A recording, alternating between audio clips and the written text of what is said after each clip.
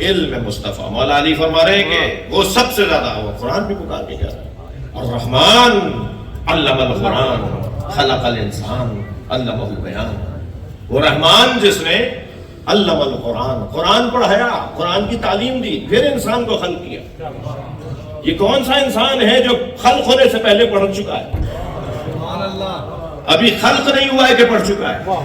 پہلے اس نے علم لیا ہے, پھر اس نے تخلیق لی ہے, اور تخلیق بھی اس نبی نے ایسے لی ہے کہ خود اللہ نے پوچھا بتاؤ تمہیں کیسا بناؤں.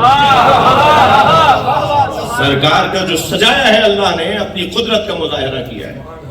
کمال ہی کمال سرکار کی ذات کا, اور سب سے بڑا عنوان نبی کا علم مصطفیٰ ہے. خبردار بے ادبیوں کی حدیں ہیں کہ سرکار کو یہ کہا جائے کہ آپ کو لکھنا اور پڑھنا نہیں آتا تھا. خبردار, یہ اس ممبر کی آواز نہیں ہے, یہ اس امام بارگاہ اور مسجد کی آواز نہیں ہے. نبی کے بارے میں ایسا سوچنا یہ توہین مصطفیٰ ہے. تم آج خاکوں پر اور کارٹونوں پر باتیں کرتے ہو, پہلے اپنی تصویروں کو ٹھیک کرو. بہت سارے مسئلے تمہاری وجہ سے ہیں. ہم تعداد میں بھی کم ہیں مگر اس پہ ہمیں کوئی دکھ نہیں ہے, اور ہم وسائل میں بھی کم ہیں اور اس پہ بھی ہمیں کوئی قلق نہیں. ہم ان تمام چیزوں کے باوجود مطمئن ہیں. نبی کو علم نہیں تھا, نبی کو لکھنا نہیں آتا تھا, نبی کو پڑھنا نہیں آتا تھا. کیا بات کر رہے ہو؟ نون والقلم وما یسطرون. نون قسم ہے قلم کی اور ان سطروں کی جو اس قلم کے ذریعے سے لکھی گئی. وہ قلم کون ہے؟ اول ما خلق اللہ العقل, اللہ نے سب سے پہلے عقل کو خلق کیا. صفحہ پلٹ کے دیکھا تو ایک اور حدیث نظر آئی, اول ما خلق اللہ القلم, اللہ نے سب سے پہلے قلم کو خلق کیا.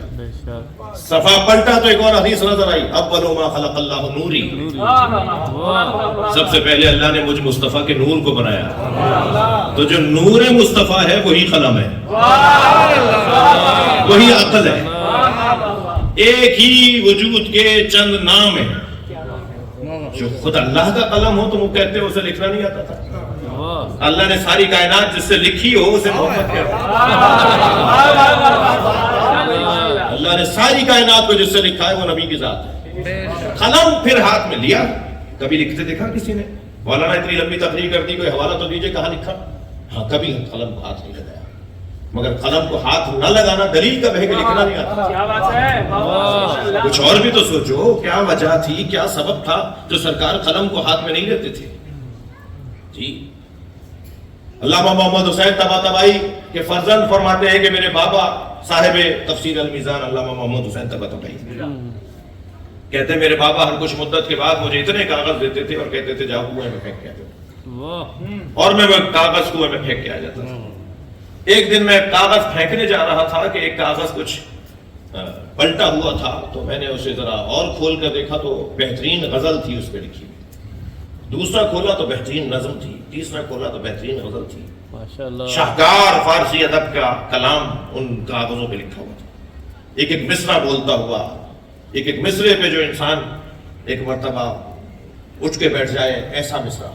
کہنے لگے وہ کاغذ میں سارے واپس لے آئے.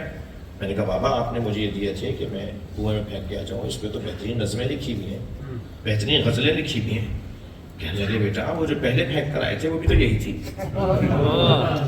بابا اور میرا سوال کہ آخر آپ یہ کیوں کروا رہے ہیں ہم سے, کیا ہے یہ؟ کہ اللہ نے مجھے شعر کہنے کی صلاحیت دی ہے. جب میرا مزاج بنتا ہے تو میں غزل کہہ دیتا ہوں, شعر کہہ دیتا ہوں, اور جب سارے شعر جمع ہو جاتے ہیں, بہت سارے شعر جمع ہو جاتے ہیں, میں تم سے کہتا ہوں جاؤ اسے کنویں میں پھینک کے آ جاؤ. کہنے بابا آخر ان کو محفوظ ہونا چاہیے, آپ کیوں پھینکوا دیتے ہیں؟ کہنے لگے بیٹا تمہیں نہیں پتا میں تفسیر قرآن لکھ رہا ہوں.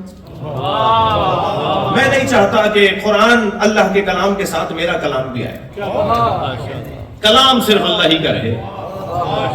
نبی نے قلم ہاتھ میں اس لیے نہیں لیا کہ اگر ایک مرتبہ بھی کسی نے لکھتے دیکھ لیا تو لوگ کہتے ہیں قرآن انہوں نے لکھا.